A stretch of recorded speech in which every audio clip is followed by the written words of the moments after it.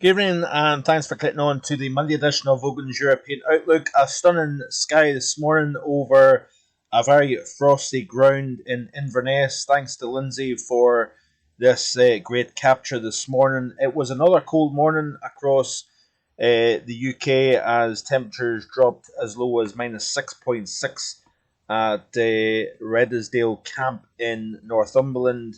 I was crossing over the A69 early hours this morning. I think the lowest value was about minus 5. That appeared a couple of times crossing over the North Pennines this morning. So clear skies and relatively light winds allowed for a pretty hard frost during the overnight period here. So it looks as if the north of England was actually the coldest place in the British Isles last night, as opposed to Altnahara yesterday morning. But certainly we are talking about some very chilly conditions on the eastern side of the continent at the moment. Let's have a look at the current temperatures for Europe, and of course a lot of attention, and rightly so, is over Ukraine at the moment, where we're seeing cold air digging southwards. And of course you think of the amount of people who have no power and are sheltering in freezing cold buildings. A very, very dire situation indeed for the folks here in Ukraine, and certainly the weather is certainly not helping the matters, with temperatures even by daytime struggling to get much above the freezing mark, factoring in any kind of wind, and it feels very, very cold indeed. And it looks as if we are going to maintain this cold pattern for Eastern Europe as we go forward.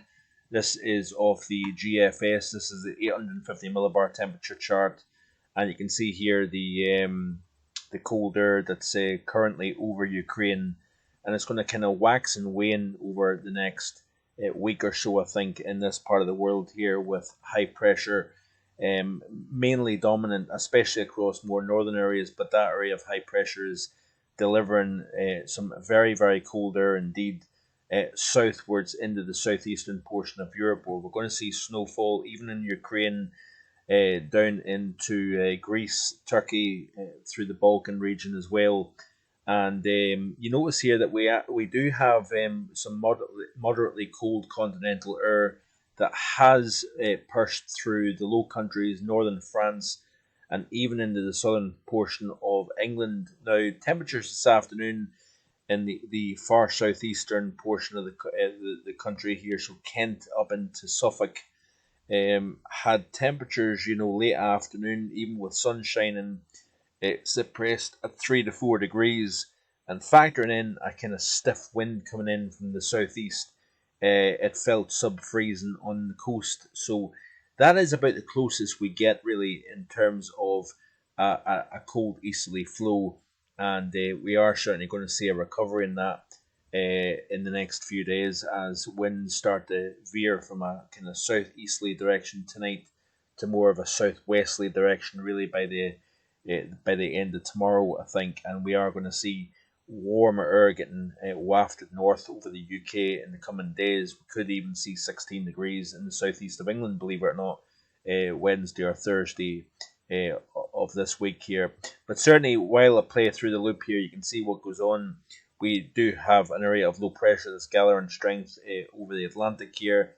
That is eventually going to push milder air in from the south. But you notice all the while we are continuing to see, with the area of high pressure over the North Sea, we are kind of cycling some of that cold air underneath the high and into the southern half of the UK. Milder air at 850 millibars, as you can see here, over Scotland.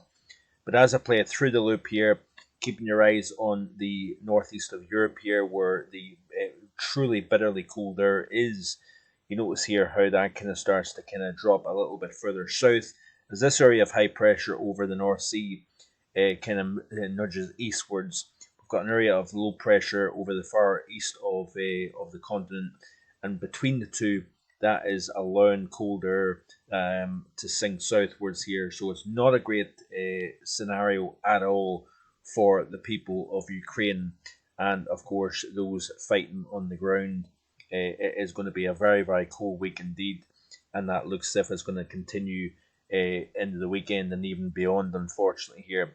All the while, we've got milder air starting to kind of get pushed northwards over the British Isles here. Like I say, 16 degrees is plausible by the time we reach the middle and second half of the work week here. Continue to see the cold air coming down into Ukraine and southeastern portions of Europe. But it looks as if we are going to see, like I say, very mild air getting pushed.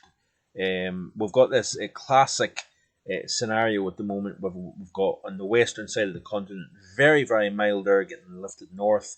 All the while, we've got very, very cold air getting discharged southwards into the very areas that we don't want to see it happening at this moment in time. Areas of low pressure over the Atlantic here going to try to pull colder air back into the British Isles once again.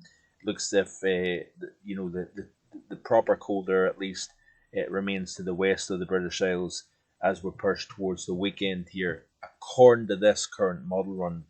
And we'll continue to keep an eye on this pattern as we go through the course of the week for the weekend scenario here. Looking at the overview chart here, this is the scenario by the time we reach the weekend here. Let's skip back a couple of frames, and you can see here a deep area of low pressure approaching the UK from the west. 966 millibars, nothing to sniff at. It could see heavy rainfall as well as gale or severe gale force winds back in play across the UK during the course of Saturday. Of course, all the while we've got a 1040 millibar high sitting just to the north of Ukraine here. So we're going to keep an eye on that as we go forward here. In terms of snowfall projections here, you can see that the snow kind of waxes and wanes. Of course, this here is Ukraine.